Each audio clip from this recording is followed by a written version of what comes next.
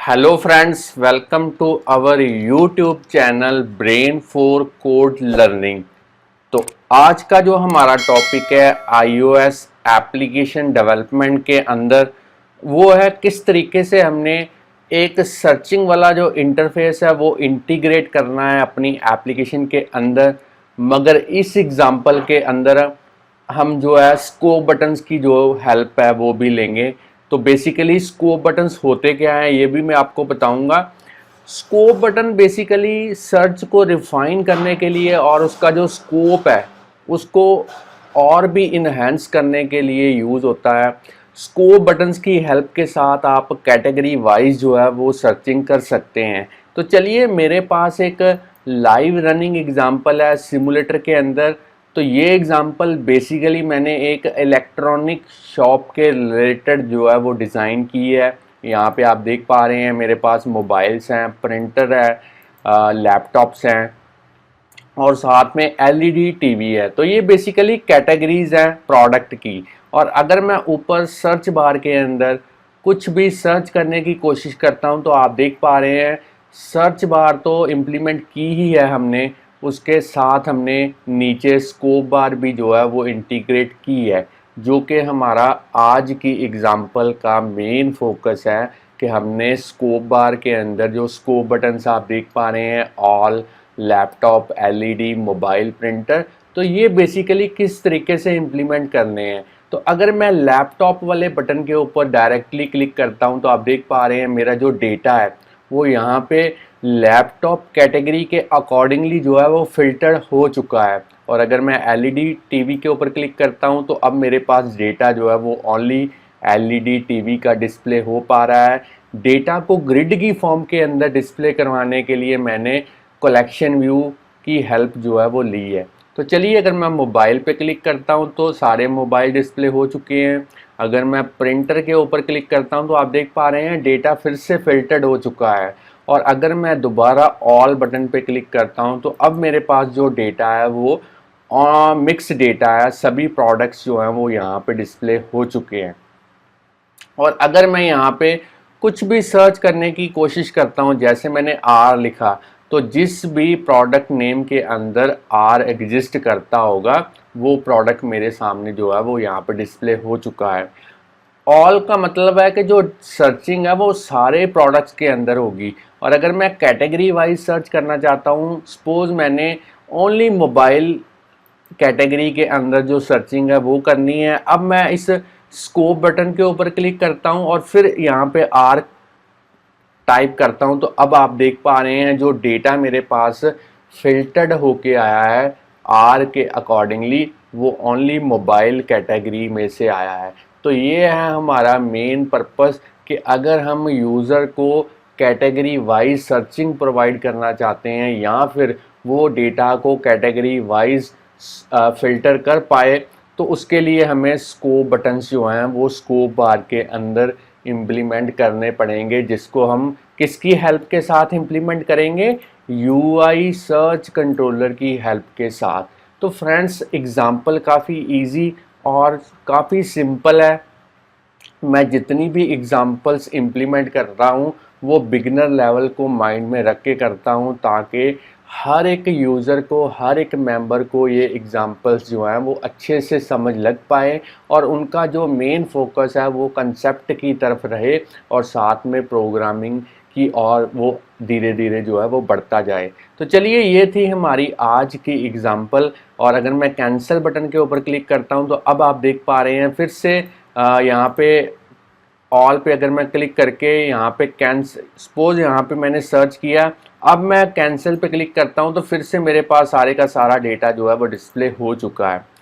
तो फ्रेंड्स, ये थी प्रैक्टिकली कैसे एग्जांपल वर्क करती है। अब थोड़ा सा थ्योरी के बारे में जान लेते हैं कि इस एग्जांपल के अंदर हम थ्योरेटिकली कौन से कंसेप्ट जो है वो स्टडी करेंगे और बाद में हम आगे चल के इसका प्रैक्टिकली इम्प्लीमेंटेशन करेंगे, तब आप इसके बारे में और भी जो है वो इंफॉर्मेशन जो है वो गेन कर पाएंगे।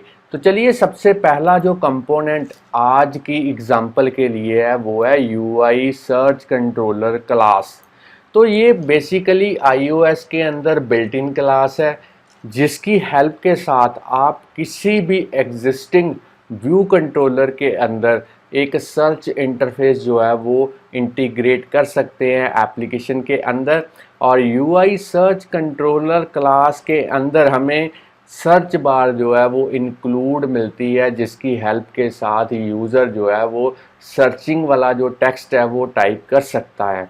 और सर्च कंट्रोलर के साथ हमें डेलीगेट्स और प्रोटोकॉल्स को जो है वो यूज़ करना पड़ता है, ताकि हम उनके जो मेथड्स हैं उनको इम्प्लीमेंट कर पाएँ और अपनी जो रिक्वायर्ड फंक्शनैलिटी है वो हम वहाँ पे इम्प्लीमेंट कर पाएँ।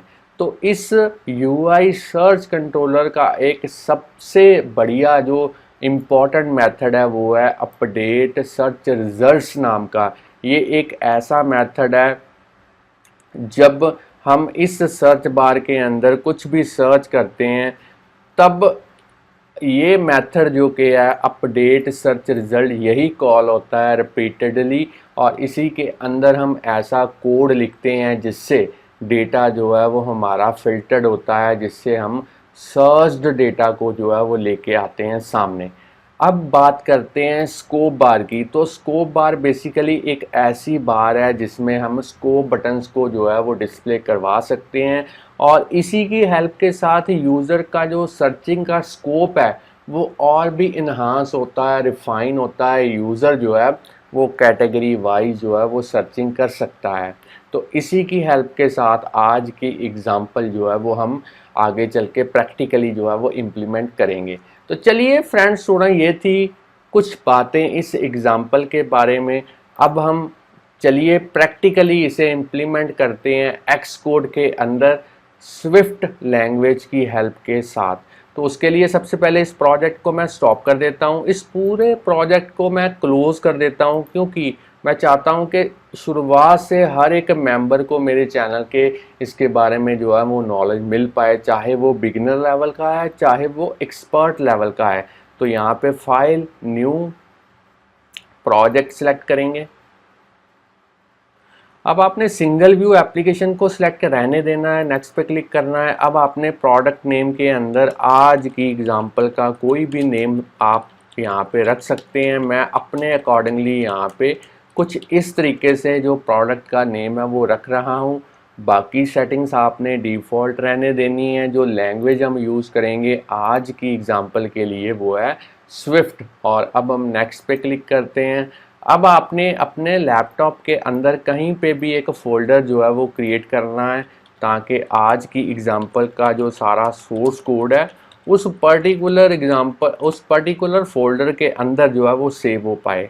तो मैं कुछ इस तरीके से जो है एक फ़ोल्डर क्रिएट कर रहा हूँ, और इस फोल्डर के अंदर सारे का सारा प्रोजेक्ट जो है वो मैं क्रिएट कर दूंगा इस तरीके से। तो अब आप देख पा रहे हैं प्रोजेक्ट मेरा जो है वो बन चुका है। अगर मैं आपको बिल्ड सेटिंग्स के अंदर दिखाऊं तो जो मेरे पास स्विफ्ट का वर्जन है वो है 5, और अगर बात करें एक्स कोड के वर्जन की तो ये है 10.2.1। अगर आपके पास इससे हायर वर्जन है तब भी आप इस एग्जांपल को इसी तरीके से ईजिली डेवलप कर पाएंगे। और जो मेरे पास लैपटॉप है वो है मैकबुक एयर। तो चलिए इसका जो अब हम प्रैक्टिकली पार्ट है वो इम्प्लीमेंट करेंगे। तो फ्रेंड्स, किसी भी एग्जांपल को डेवलप करने से पहले आपके पास उसके रिलेटेड जो रिसोर्सेज हैं वो होने चाहिए।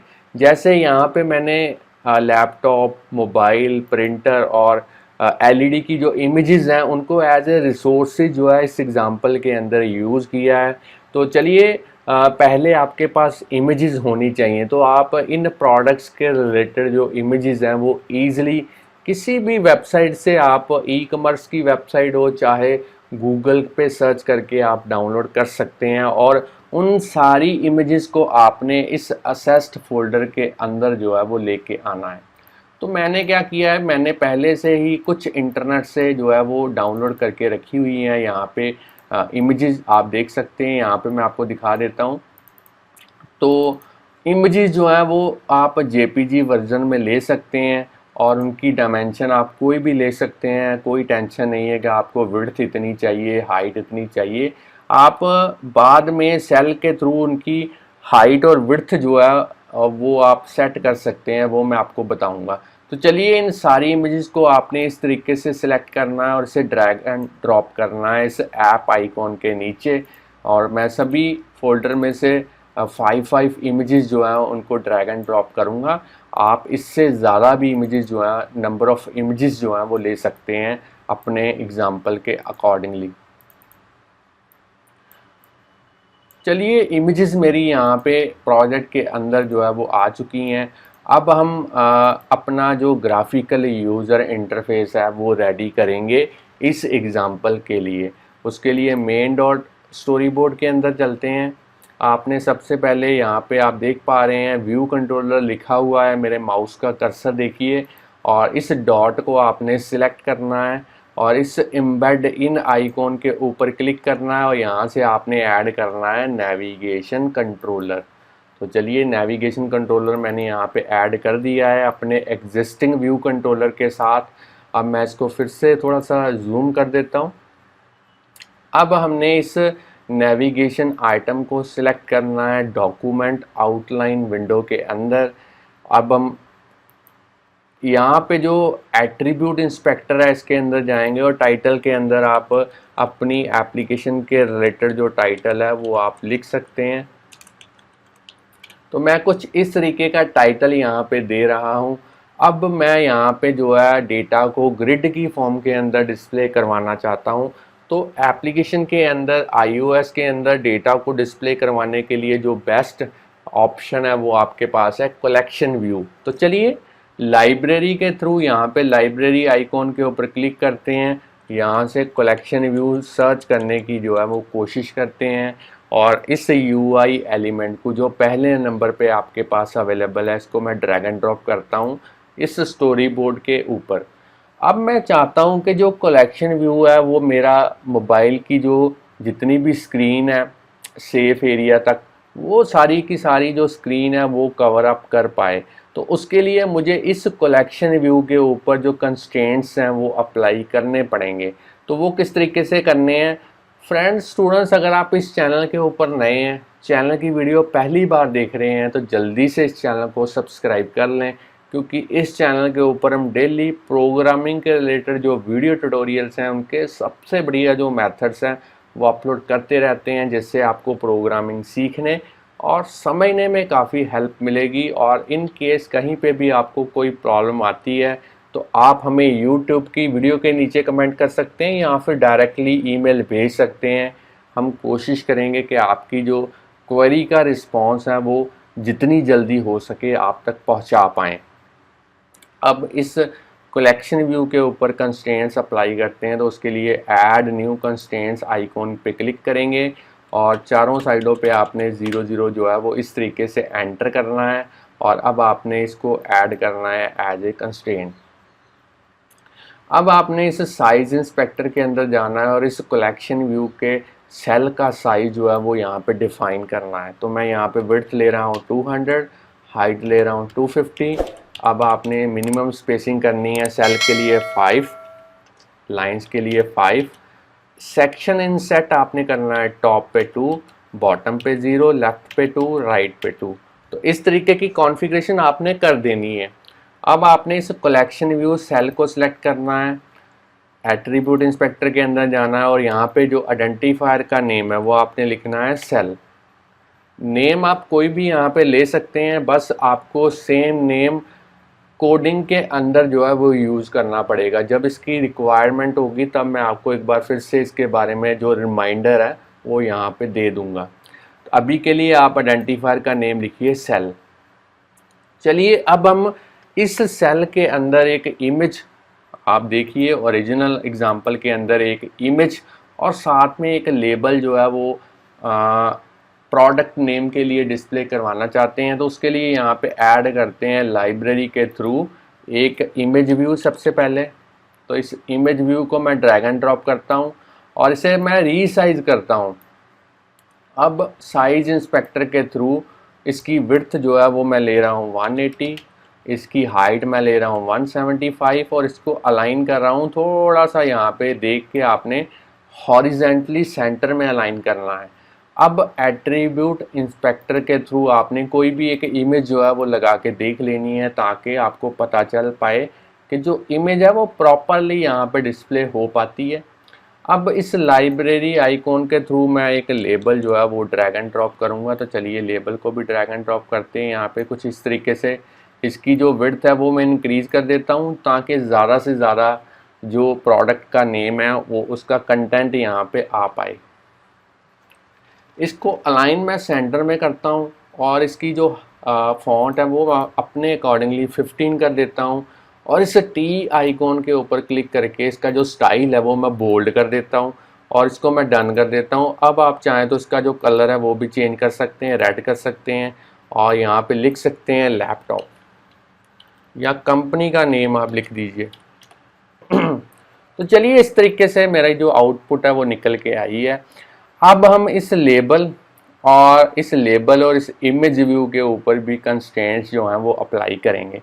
तो वो किस तरीके से करने हैं, सबसे पहले यहाँ पे इस इमेज को सिलेक्ट कीजिए, ऐड न्यू कंस्ट्रेंट्स आइकॉन पे क्लिक कीजिए, कंस्ट्रेंट टू मार्जिन वाला जो चेक बॉक्स है इसको अनमार्क कीजिए। अब आपने यहाँ पे टॉप वाली जो लाइन है इसको हाईलाइट करना है माउस से क्लिक करके, लीडिंग, ट्रेलिंग और यहाँ पे हाइट। और अब आपने इन चारों कंस्ट्रेंट्स को ऐड करना है इमेज के ऊपर।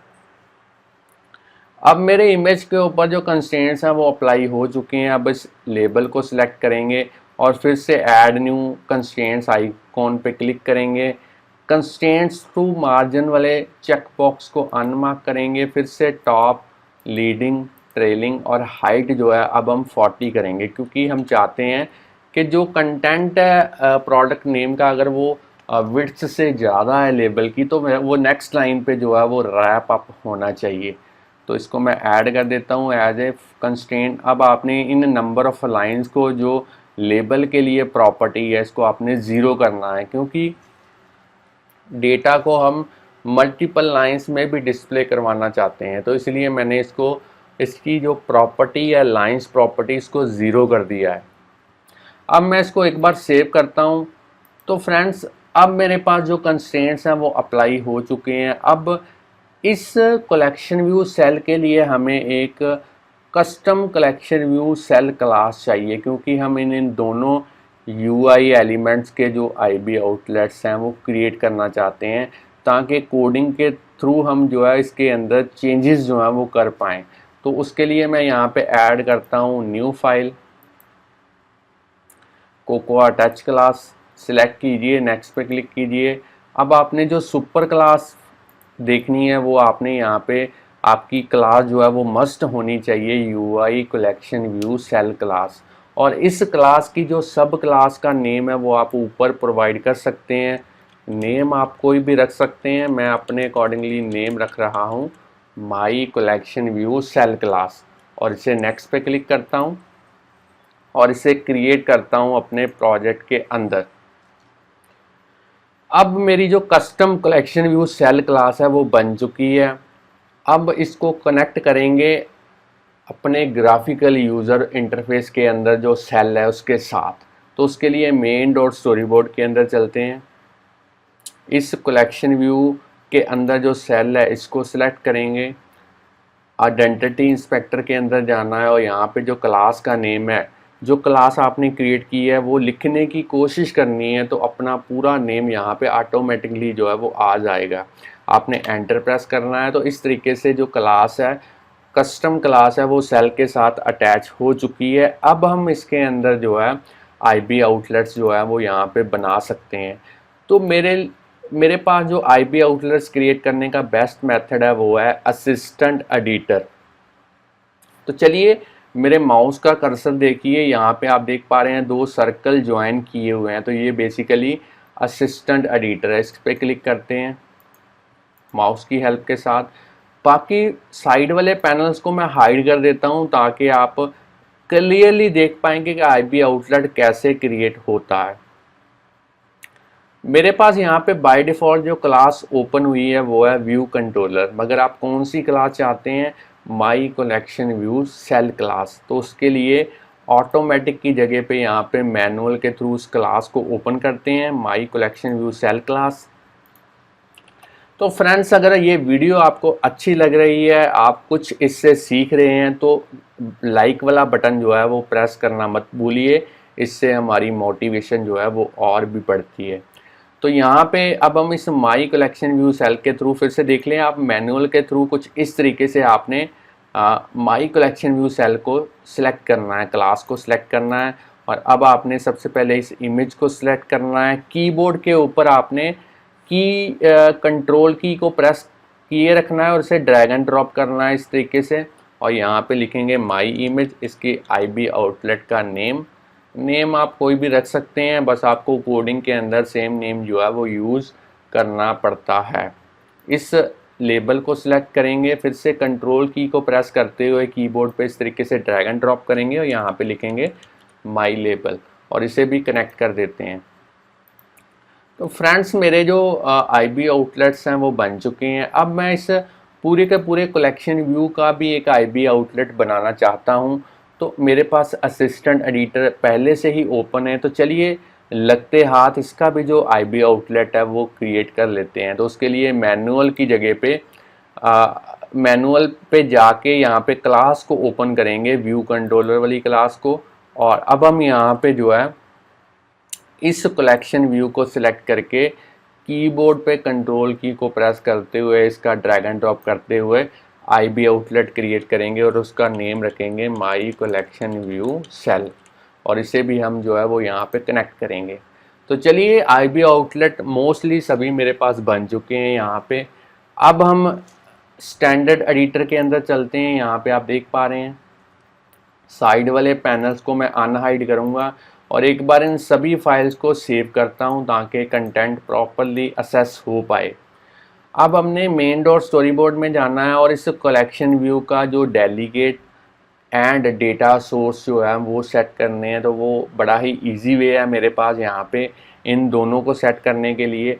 सबसे पहले इस कलेक्शन व्यू को सिलेक्ट करेंगे, कंट्रोल की को प्रेस करते हुए इसे ड्रैग एंड ड्रॉप करेंगे इस तरीके से। सबसे पहले डेटा सोर्स और अब फिर से इसको इसी तरीके से सिलेक्ट करते हुए डेलीगेट। तो friends, data source and delegate ये भी हमारे पास यहाँ पे बन चुके हैं। अब हमारे पास नेक्स्ट जो कंसेप्ट आता है वो आता है, हमने कलेक्शन व्यू के अंदर कुछ डेटा इस तरीके से डिस्प्ले करवाना है। तो उसे एक डेटा सोर्स चाहिए, कलेक्शन व्यू को एक डेटा सोर्स चाहिए। तो इस एग्जांपल के लिए जो डेटा सोर्स हम यूज़ करेंगे वो बेसिकली यूज़र डिफाइंड क्लास होगी। यूज़र डिफाइंड क्लास से मेरा मतलब है एक कस्टम क्लास जो है वो हम क्रिएट करने जा रहे हैं। तो उसको क्रिएट करने के लिए यहाँ पे क्लिक करेंगे न्यू फाइल। अब आपने यहाँ पे स्विफ्ट फाइल को सिलेक्ट करना है, नेक्स्ट पे क्लिक करना है और इस फाइल का जो नेम है वो आप कोई भी रख सकते हैं। मैं यहाँ पे रख देता हूँ शॉपिंग डेटा और इसे क्रिएट कर देता हूँ प्रोजेक्ट के अंदर। अब मैं यहाँ पे क्लास क्रिएट करूँगा, नेम मैं सेम रख देता हूँ शॉपिंग डेटा। इस क्लास के जो डेटा मेंबर्स होंगे वो 3 होंगे। सबसे पहले आइटम का नेम स्ट्रिंग टाइप का, फिर आइटम की कैटेगरी, ये भी मैं लूँगा यहाँ पे स्ट्रिंग टाइप का, फिर आइटम की इमेज, इसको भी मैं लूँगा स्ट्रिंग टाइप का। अब एक इनिशियलाइज़र यूज़ करेंगे और उसको 3 पैरामीटर्स जो हैं वो पास करेंगे इस तरीके से, आई कैटेगरी,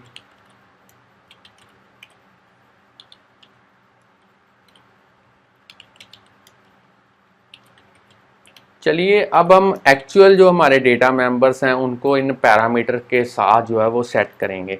तो वो किस तरीके से करना है देख लें आप एक बार अच्छे से।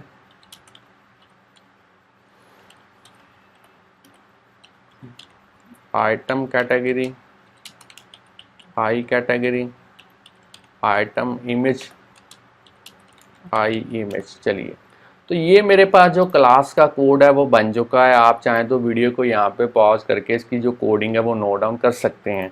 इसको एक बार मैं सेव करता हूँ। अब इस क्लास के ऑब्जेक्ट्स हमने क्रिएट करने हैं। तो ऑब्जेक्ट्स हम किस पे डिपेंड करेंगे, जितनी इमेजेस हमारे पास यहाँ पे होंगी उतने ही नंबर ऑफ ऑब्जेक्ट्स जो हैं वो हम क्रिएट करेंगे। और उन ऑब्जेक्ट्स को कहीं ना कहीं इकट्ठा करने के लिए उनकी एक जो एरे है वो भी हम क्रिएट जो है वो करेंगे। तो उसके लिए व्यू कंट्रोलर के अंदर चलते हैं। साइड वाले पैनल्स को मैं हाइड कर देता हूँ ताकि कोड आप क्लियरली देख पाएँ। तो सबसे पहले यहाँ पे एक एरे क्रिएट करते हैं, शॉप लिस्ट नाम की एरे। किस टाइप की होगी? शॉपिंग डेटा जो हमारी कस्टम क्लास थी उस टाइप की होगी, ब्लैंक एरे होगी। इसके अंदर हम डेटा को फिल करेंगे। तो डेटा को फिल करने के लिए एक सेपरेट मेथड जो है वो मैं यहाँ पे ले रहा हूँ, प्राइवेट फंक्शन फिल डेटा नाम का मेथड होगा। अब मैं आपको एक ऑब्जेक्ट क्रिएट करना बताऊंगा, बाकी ऑब्जेक्ट आपने ऑटोमेटिकली जो है वो क्रिएट करने हैं। तो ऑब्जेक्ट किस तरीके से क्रिएट करना है? सबसे पहले let item equal to 1, item 1 equal to shopping data, उसको हम यहाँ पे उसका इनिशियलाइजर यूज़ करेंगे। सबसे पहले नेम पास करेंगे, फिर कैटेगरी, फिर इमेज का नेम, और इस पूरे के पूरे ऑब्जेक्ट को हम शॉप लिस्ट जो हमारी एरे थी उसके अंदर अपेंड करेंगे कुछ इस तरीके से। ठीक है, तो नेम हम यहाँ पे लिखेंगे। सबसे पहले मैं यहाँ पे नेम लेता हूँ असूस कंपनी, कैटेगरी में इसकी ले लेता हूँ लैपटॉप, और यहाँ पे इमेज का नेम आप देख लीजिए कौन सा नेम आपने इमेज के लिए जो है वो यहाँ पे रखा है। अगर स्मॉल लेटर्स में है नेम तो स्मॉल लेटर में, अगर कैपिटल लेटर में है तो कैपिटल लेटर में आपने लिखना है विदाउट एक्सटेंशन। तो यहाँ पे मैं लिख देता हूँ असूस, और इस तरीके से मेरा जो पहला ऑब्जेक्ट जो है वो बन चुका है। आपने इन सभी इमेजेस के लिए एक एक ऑब्जेक्ट क्रिएट करना है 1 बाय 1, और बाकी आपने उसको अपेंड करते जाना है शॉप लिस्ट के अंदर। तो मेरे पास पहले से ही कोडिंग मैंने इसकी करके रखी हुई है ताकि टाइम थोड़ा सा सेव हो पाए। तो उस कोडिंग को मैं कॉपी पेस्ट कर देता हूँ, बड़ा इजी काम है। आपको समझ तो लग चुकी है कैसे ऑब्जेक्ट को अपेंड करते हैं और कैसे उसको क्रिएट करते हैं। तो चलिए इस कोड को कॉपी पेस्ट यहाँ पे करते हैं। तो मैं यहाँ पे कमांड वी के थ्रू जो है कोड को पेस्ट कर रहा हूँ। तो आप देख पा रहे हैं मैंने एक लैपटॉप कैटेगरी क्रिएट की है, एक मोबाइल की कैटेगरी यहाँ पे क्रिएट की है, एक प्रिंटर की कैटेगरी मैंने यहाँ पे क्रिएट की है, और एक एलईडी टीवी की जो कैटेगरी है वो इस तरीके से जो है वो क्रिएट की है। तो मेरे पास 20 ऑब्जेक्ट्स जो हैं वो बन चुके हैं और उनको मैंने अपेंड कर दिया है अपनी शॉप लिस्ट के अंदर। अब आपने इस फिल डेटा को कहाँ पे कॉल करना है? आपने इस व्यू डिड लोड के अंदर जो है इसको कॉल करना है, ताकि जैसे एप्लीकेशन आपकी स्टार्ट हो तो डेटा जो है वो एरे के अंदर फिल्ड होना चाहिए पहले से ही। अब हम यहाँ पे और भी अपने बाकी वेरिएबल्स जो हैं वो यहाँ पे क्रिएट करेंगे। सबसे पहले यहाँ पे करता हूँ मैं बूलियन वेरिएबल सर्चिंग, इसको मैं फॉल्स डिक्लेयर करता हूँ। तो जब यूज़र इस सर्च बार के अंदर डेटा को सर्च करने की कोशिश करेगा तब हम इस सर्चिंग वाले वेरिएबल को ट्रू करेंगे, और जब यहाँ पे कैंसिल या फिर कोई भी डेटा सर्च नहीं होगा तब यहाँ पे हम इसको फॉल्स करेंगे। तो ये जस्ट डिटेक्शन करने के लिए सर्चिंग चल रही है या नहीं चल रही, इसलिए मैंने ये एक वेरिएबल जो है वो टेम्परेरी लिया है। अब मैं यहाँ पे एक और वेरिएबल लेता हूँ स्कोप बटन प्रेस्ड, इसको भी मैं फॉल्स करता हूँ। तो इसको ट्रू कब करेंगे? जब यूज़र इस सर्च बार के अंदर जो नीचे स्कोप बार है किसी भी बटन पे जो है वो क्लिक करने की जो है वो कोशिश करता है, तब हम इस स्कोप बटन प्रेस्ड वाले वेरिएबल को ट्रू करेंगे। और अगर यूज़र कैंसिल यहाँ पे ऑल पे क्लिक करता है या कैंसिल पे क्लिक करता है तब हम इसको फॉल्स करेंगे, ट्रू फॉल्स करते रहेंगे डिटेक्शन के लिए। अब हम क्योंकि हम चाहते हैं कि यूज़र जैसे ही डेटा को यहाँ पे सर्च करे और जो भी फिल्टर्ड डेटा हमारे पास निकल के आए उस फिल्टर्ड डेटा को भी हम किसी टेम्परेरी एरे के अंदर स्टोर करना चाहते हैं। तो उसके लिए एक एरे अलग से ले लेते हैं, टेम्परेरी एरे सर्च्ड आइटम्स, और इसको भी किस टाइप का हम रखेंगे? शॉपिंग डेटा टाइप का, और इसको भी एक ब्लैंक एरे की तरह जो है वो यहाँ पे डिक्लेयर करते हैं। अब हम अपना मेन कंपोनेंट जो है वो यूज़ करेंगे सर्च कंट्रोलर ऑब्जेक्ट, और इसको किस क्लास से क्रिएट करेंगे? यूआई सर्च कंट्रोलर से। और कौन सा इनिशियलाइजर यूज़ करेंगे? यहाँ पे 3rd नंबर वाला, और इसको नील पास करेंगे। हमने नील क्यों पास किया ये आपको पता होना चाहिए, क्योंकि जब भी हम डेटा को यहाँ पे सर्च करते हैं और अगर हम चाहते हैं कि जो फिल्टर्ड डेटा है वो सेम व्यू कंट्रोलर के अंदर डिस्प्ले हो, जिस व्यू कंट्रोलर में हम उसकी जो सर्चिंग है वो कर रहे हैं। जैसे हमने इस एग्जांपल में किया, जहाँ पे हमारा डेटा डिस्प्ले हुआ है वहीं पे हम सर्चिंग करने के बाद उसे डिस्प्ले करवा रहे हैं, तो इसलिए मैंने इसको नील पास किया। अगर आप सर्च्ड डेटा को किसी और व्यू कंट्रोलर के अंदर डिस्प्ले करवाना चाहते हैं, तब आपको यहाँ पे उस पर्टिकुलर व्यू कंट्रोलर का जो नेम है वो प्रोवाइड करना पड़ेगा। तो अभी के लिए, आज की एग्जांपल के लिए, मैं सेम व्यू कंट्रोलर के अंदर जो डेटा है वो डिस्प्ले कर रहा हूँ, इसलिए मैंने इसको नील पास किया। अब हम इस सर्च कंट्रोलर के जो कॉन्फ़िगरेशंस हैं वो करेंगे, इसके जो प्रॉपर्टीज़ हैं इंपॉर्टेंट उनको हम सेट करेंगे, तो वो हम देखते हैं। इसके लिए हम अलग से एक मेथड जो है वो अब क्रिएट करेंगे। तो चलिए अब हम जो है अपना कॉन्फ़िगर सर्च कंट्रोलर नाम का एक मेथड, जो एक फंक्शन जो है वो यहाँ पे क्रिएट करने जा रहे हैं, ताकि हम इस सर्च कंट्रोलर को जो है वो कॉन्फ़िगर कर पाएँ। तो उसके लिए यहाँ पे लिखेंगे private function configure search controller. तो नेम आप इस फंक्शन का कोई भी रख सकते हैं, मैं अपने अकॉर्डिंगली जो नेम रख रहा हूँ वो है कॉन्फ़िगर सर्च कंट्रोलर। और अब हम यहाँ पे लिखेंगे search controller dot load view if needed. पहला मेथड कॉल करेंगे जो कि सबसे इम्पॉर्टेंट है। अब हम इसके डेलीगेट सेट करेंगे। सर्च रिजल्ट्स अपडेटर, इसको हम करेंगे सेल्फ के साथ सेट। अब हम सर्च कंट्रोलर के थ्रू उसकी जो सर्च बार है उसका जो डेलीगेट है उसको भी सेट करेंगे सेल्फ के साथ। तो चलिए अब हम यहाँ पे एक प्रॉपर्टी सेट करेंगे सर्च कंट्रोलर की, जो कि है ऑब्सक्योर बैकग्राउंड ड्यूरिंग प्रेजेंटेशन। इसको फॉल्स करना है ताकि सर्च करते वक्त जो बैकग्राउंड है वो उसकी लाइट जो है वो डिम ना हो। तो यहाँ पे अब हम लिखेंगे search controller dot search bar dot enable return key automatically, इस प्रॉपर्टी को भी हम फॉल्स करेंगे। और अब हम यहाँ पे search controller dot search bar dot return की टाइप, और यहाँ पे हम यूज़ करेंगे यूआई रिटर्न की टाइप डॉट डन। तो ये बेसिकली किस लिए हमने दो यहाँ पे कोडिंग की जो लाइंस हैं वो यूज़ की, तो मैं आपको दिखा देता हूँ। तो यहाँ पे 124 को मैं ओपन करता हूँ और यहाँ पे इस कीबोर्ड को मैं टॉगल करके आपको बता देता हूँ कि बाय डिफ़ॉल्ट यहाँ पे जो डन बटन आप ब्लू कलर में देख रहे हैं, बेसिकली यहाँ पे बाय डिफ़ॉल्ट सर्च बटन जो है वो डिस्प्ले होता है, मगर हमने कोडिंग के थ्रू इसको जो है डन बटन में जो है वो कन्वर्ट कर दिया है। तो चलिए, ये थी हमारी कोडिंग 2 लाइंस की। तो अब मैं इसको बंद कर देता हूँ। अब हमने यहाँ पे दो जो एरर्स आप देख पा रहे हैं, तो बेसिकली इसको आप इग्नोर कीजिएगा, क्योंकि जब हम प्रोटोकॉल्स को डिफाइन करेंगे और उनके जो कंपलसरी मेथड्स हैं उनको कोड करेंगे, तब ये दोनों एरर्स जो हैं वो अपने आप जो है वो रिमूव हो जाएंगी। तो इसलिए इन दोनों एरर्स को जो है अभी के लिए इग्नोर कीजिए, क्योंकि हमने अभी तक प्रोटोकॉल्स को जो है वो यूज़ नहीं किया है।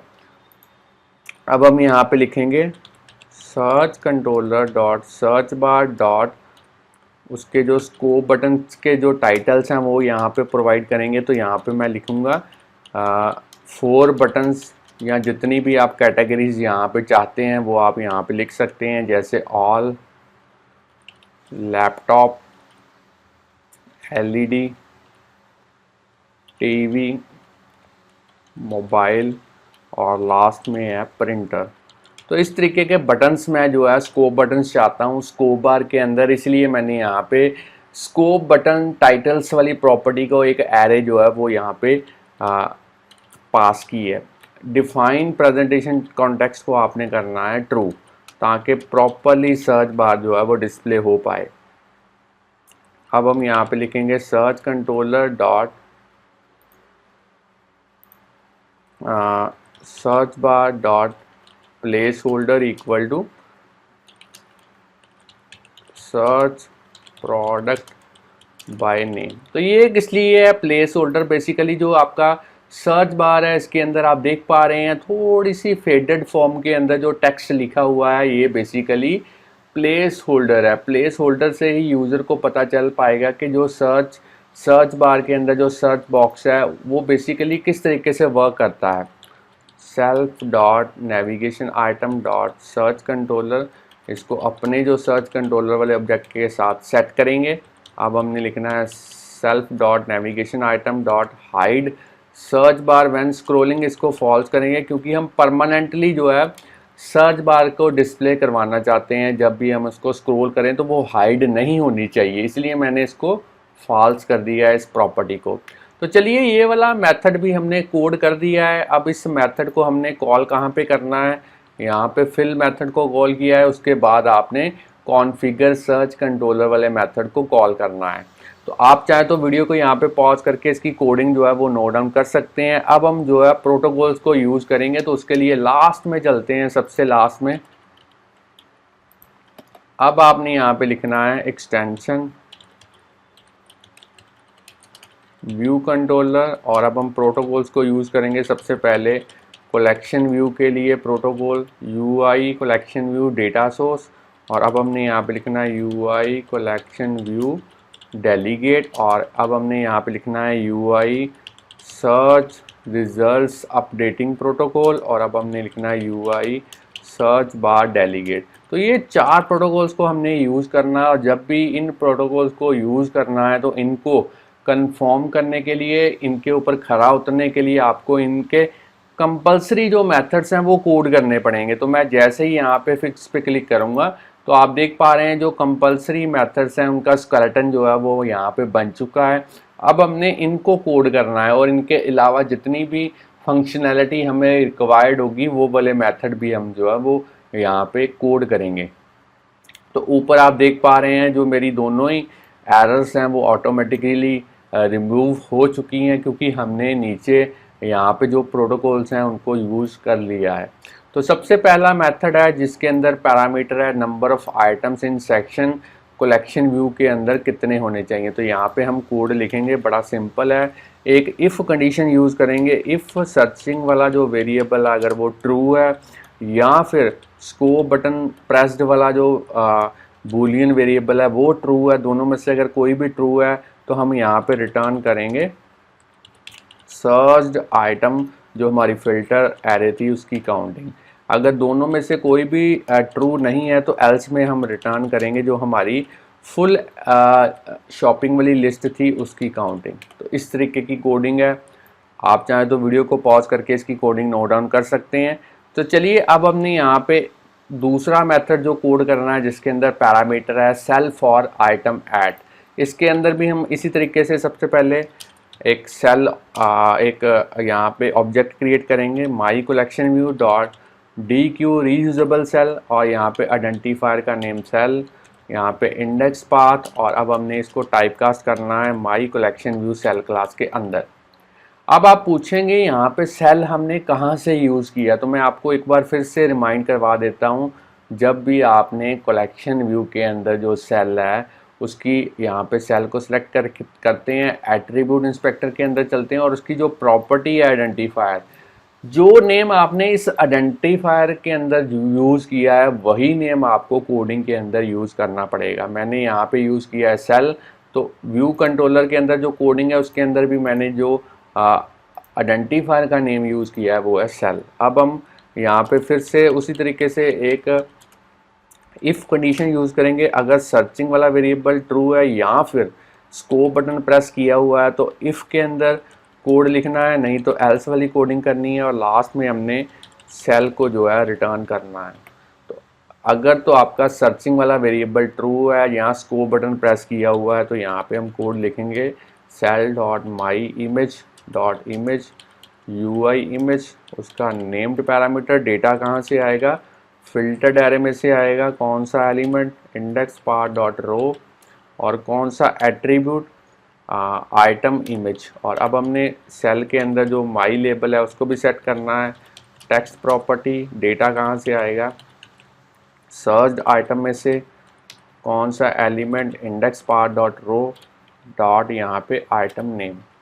तो अब आपने इसी कोड को यहाँ से कॉपी करना है और इसको आपने नीचे एल्स में पेस्ट करना है। बस डिफरेंस ये है कि आपने जो सर्च आइटम वाली एरे है इसकी जगह पे आपने शॉप लिस्ट वाली जो कंप्लीट एरे है वो यूज़ करनी है। तो यहाँ पे मैं इसको चेंज कर देता हूँ, शॉप लिस्ट कर देता हूँ। अब मैं चाहता हूँ कि जो मेरे सेल्स हैं उनके साइड्स में जो बॉर्डर आप ब्लैक कलर का देख रहे हैं हर एक सेल के साइड में, चारों साइड पे, तो उसको किस तरीके से लेके आना है, उसके लिए यहाँ पे कोडिंग करेंगे cell dot layer dot border colour, और ये हम करेंगे UI colour dot black dot CG colour में कन्वर्ट करेंगे। अब हम लिखेंगे cell dot layer dot border width, और विड्थ आप अपने अकॉर्डिंगली ले सकते हैं, मैं यहाँ पे 2 यूज़ कर रहा हूँ अपने अकॉर्डिंगली। तो यहाँ पे ये वाला मेथड भी जो है वो कंप्लीट हो चुका है। आप चाहें तो इसकी भी जो कोडिंग है वो वीडियो को यहाँ पे पॉज करके नोट डाउन कर सकते हैं। अब हमारा सबसे इम्पॉर्टेंट मेथड है अपडेट सर्च रिजल्ट्स नाम का। जो मेथड तब कॉल होता है जब यूज़र इस सर्च बार के अंदर कुछ भी सर्च करने की कोशिश करेगा, कुछ भी टाइप करने की कोशिश करेगा, तो हर एक करैक्टर के टाइप करने पे ये वाला जो मेथड है ये रिपीटेडली कॉल होगा, और इसी में ही हम ऐसी कोडिंग लिखेंगे जिससे डेटा फिल्टर्ड होके कलेक्शन व्यू के अंदर जो है वो डिस्प्ले हो पाए। तो सबसे पहला हम यहाँ पे कोड लिखेंगे, यहाँ पे हम यूज़ करेंगे स्कोप बटन्स की रेफरेंस लेंगे। Scope button equal to search controller dot search bar dot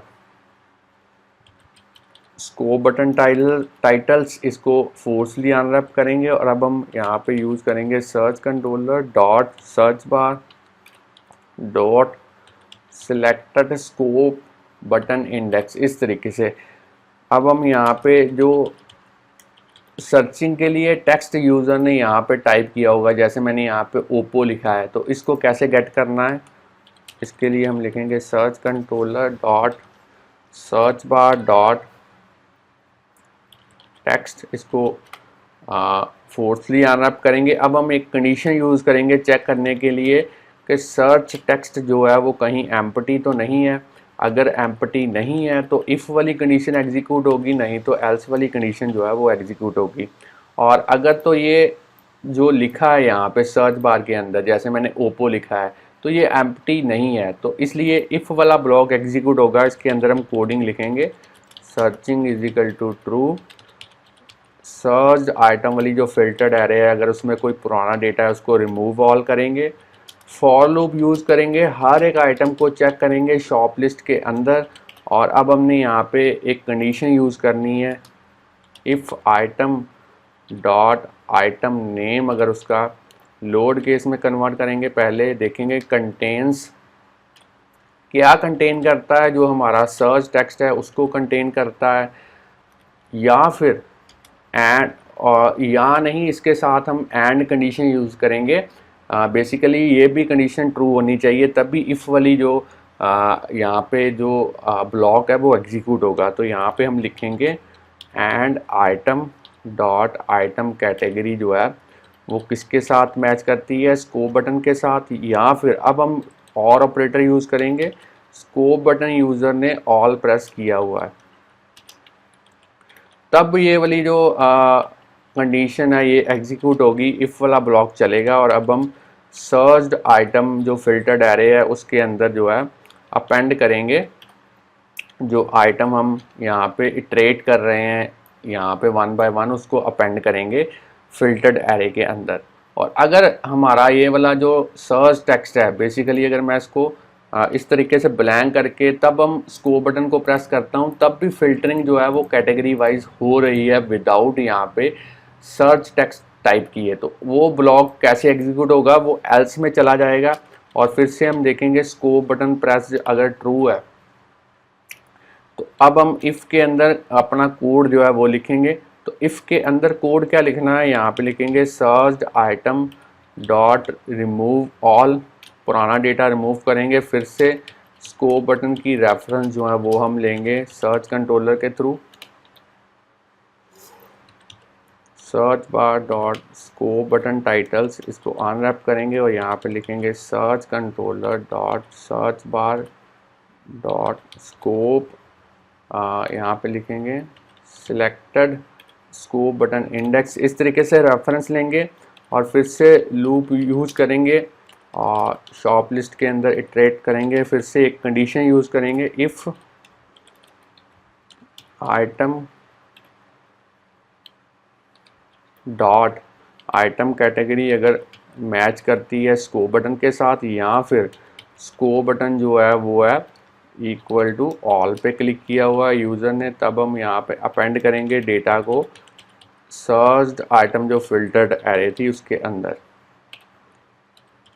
इस तरीके से। तो अब हमने इस फॉर लूप के बाहर जो है यहाँ पे सर्चिंग को करना है फॉल्स, और अब हमने माई कलेक्शन व्यू को रीलोड करना है।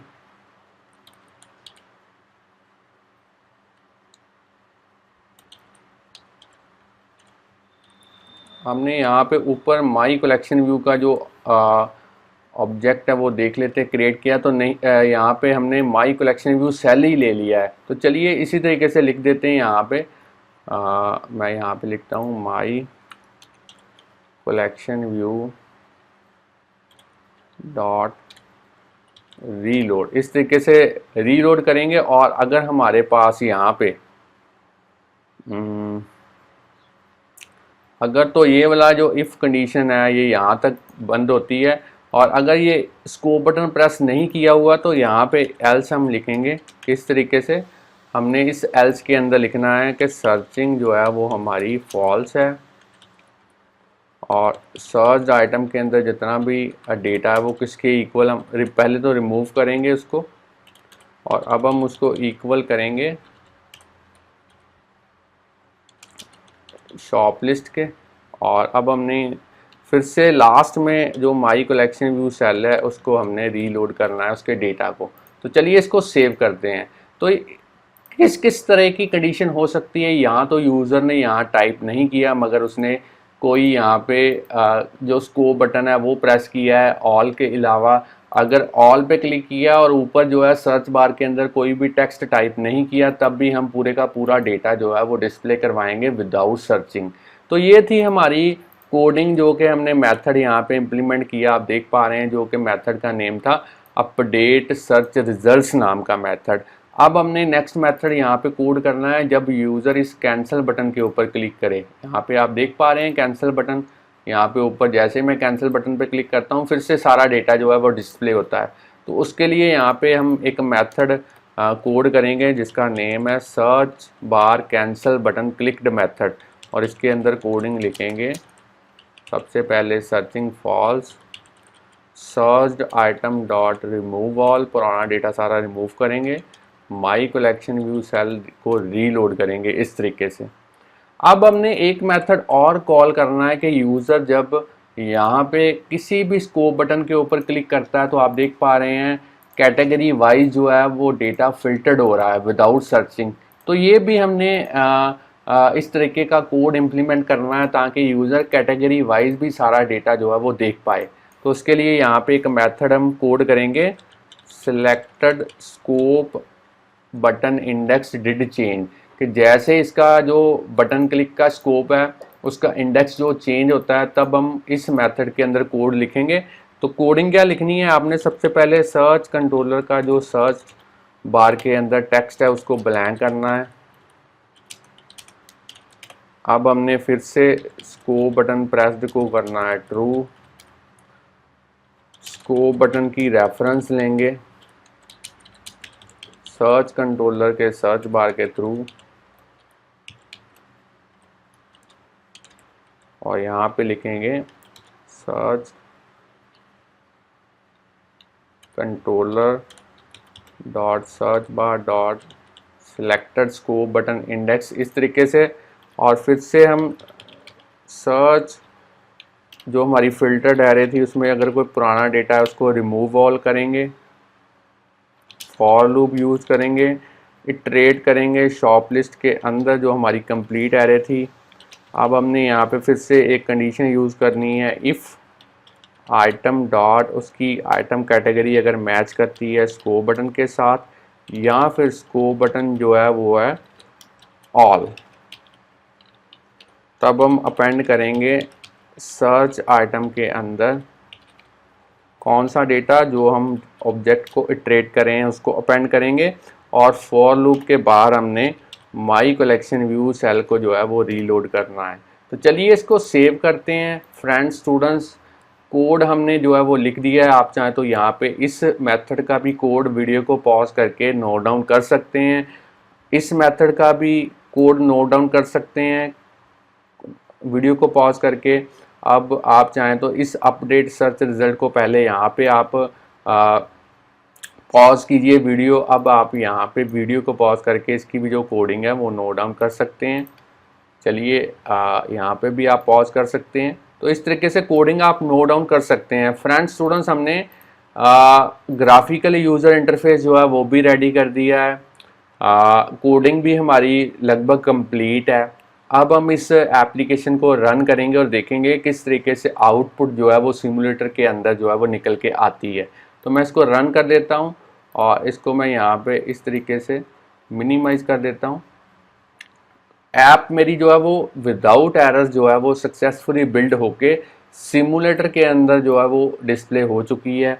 तो आप देख पा रहे हैं, अगर मैं कंप्लीट डेटा की बात करूं तो कंप्लीट डेटा जो है वो कलेक्शन व्यू में अच्छे से जो है वो डिस्प्ले हो चुका है। ग्रिड की फॉर्म के अंदर बॉर्डर भी साइड्स में आ चुका है। अब मैं अगर सर्च बार के ऊपर क्लिक करता हूं तो अब मेरे पास स्कोप बटन्स भी जो हैं वो डिस्प्ले हो चुके हैं। कैटेगरी अगर मैं लैपटॉप पे क्लिक करता हूं तो अब डेटा फिल्टर्ड हो चुका है। ओनली डेटा लैपटॉप के रिलेटेड जो है वो डिस्प्ले हो चुका है। अगर एलईडी की बात करें तो एलईडी में यहाँ पे डेटा डिस्प्ले नहीं हुआ, टीवी पे भी नहीं हुआ, मोबाइल पे हुआ, क्योंकि मैंने यहाँ पे जो लगता है मैंने जो स्कोप बटन्स थे उसके अंदर मैं दिखा देता हूँ आपको। कैपिटल लेटर्स में अगर मैं यहाँ पे देख लेते हैं, पहले कैटेगरीज देखते हैं। तो यहाँ पे एलईडी बिल्कुल ठीक है। यहाँ पे एलईडी किस तरीके से लिया है, वो एलईडी सॉरी टीवी था। यहाँ पे जो कैटेगरी थी वो एलईडी टीवी थी। तो यहाँ पे मैं एलईडी टीवी कर देता हूँ। इसको यहाँ से मैं इस तरीके से रिमूव कर देता हूँ। अब मेरे पास जो था लैपटॉप था, मोबाइल था, लैपटॉप है, एलईडी टीवी है, मोबाइल है, प्रिंटर है। तो चलिए इसको एक बार रन करते हैं दोबारा से और अब देखते हैं यहाँ पे आउटपुट किस तरीके से निकल के आती है। और अगर मैं लैपटॉप पे क्लिक करूँ तो लैपटॉप डिस्प्ले हो रहा है, अगर एलईडी टीवी पे क्लिक करूँ तो एलईडी टीवी डिस्प्ले हो रहे हैं, अगर मोबाइल पे क्लिक करूँ तो मोबाइल डिस्प्ले हो रहा है, प्रिंटर पे क्लिक करूँ प्रिंटर डिस्प्ले हो रहा है। अगर मैं यहाँ पे ऑल पे क्लिक करता हूँ तो सारा डेटा अब डिस्प्ले हो चुका है। अगर मैं यहाँ पे सैमसंग सर्च करने की कोशिश करता हूँ तो आप देख पा रहे हैं प्रिंटर भी आ चुका है और एलईडी टीवी भी आ चुका है। अगर मैं प्रिंटर पे क्लिक करके फिर सैमसंग लिखूँ तो अब मेरे पास जो फिल्टरिंग अप्लाई हुई है वो ओनली प्रिंटर कैटेगरी वाले प्रोडक्ट्स के ऊपर हुई है। इसलिए एलईडी का जो टीवी है वो डिस्प्ले नहीं हुआ, क्योंकि मैंने स्कोप बटन के थ्रू जो सर्चिंग है उसको रिफाइन कर दिया है, उसका स्कोप बढ़ा दिया है। क्योंकि पहले ही मैंने इसको बता दिया है कि जो कैटेगरी यूज़ करनी है वो करनी है प्रिंटर और उसमें सर्चिंग करनी है सैमसंग वाले प्रोडक्ट के नेम की। तो इस तरीके से आप स्कोप बार की हेल्प के साथ सर्चिंग जो है वो और भी अच्छे तरीके से यूज़र के लिए ला सकते हैं। अगर मैं कैंसिल बटन पे क्लिक करता हूँ, यहाँ पे पहले सर्च कर लेता हूँ सैमसंग और अब कैंसिल बटन के ऊपर क्लिक करता हूँ तो आप देख पा रहे हैं सारे का सारा डेटा जो है वो डिस्प्ले हो चुका है। और अगर बात करें यहाँ पे टॉगल करता हूँ मैं कीबोर्ड को और अगर यहाँ पे डन बटन दिखाता हूँ तो वो भी प्रॉपरली जो है वो डिस्प्ले हो चुका है। तो फ्रेंड्स, ये थी हमारी आज की एग्जांपल जो कि काफ़ी यूज़फुल है। अगर आप किसी ई कॉमर्स की एप्लीकेशन या फिर कोई भी ऐसी एप्लीकेशन जिसमें डेटा बहुत है और आप यूज़र को एक सर्चिंग की फैसिलिटी जो है वो देना चाहते हैं एप्लीकेशन के अंदर, तब आप इसको यूज़ कर सकते हैं इस एग्ज़ाम्पल को। अगर आपको इस एग्ज़ाम्पल के बारे में समझ लग चुकी है, आप थोड़ा बहुत भी जान पाए हैं, तो जल्दी से इस वीडियो को लाइक कीजिए। अगर और भी वीडियोस हमारे चैनल के ऊपर आप इसी तरीके से देखना चाहते हैं तो चैनल को सब्सक्राइब करना मत भूलिए, बेल आइकॉन को प्रेस कीजिए ताकि हर एक वीडियो आपके पास उसी टाइम पे पहुंच पाएँ जिस टाइम पे हम उसको अपलोड करें, क्योंकि आपने नोटिफिकेशन बेल आइकॉन को प्रेस करना है। तो फ्रेंड्स स्टूडेंट्स, इसी तरीके से हमारे चैनल के साथ बने रहिए, प्रोग्रामिंग सीखते रहिए, आगे बढ़ते रहिए। हम मिलेंगे नेक्स्ट वीडियो के अंदर और भी नया कंसेप्ट लेके। Thanks friends for watching our videos.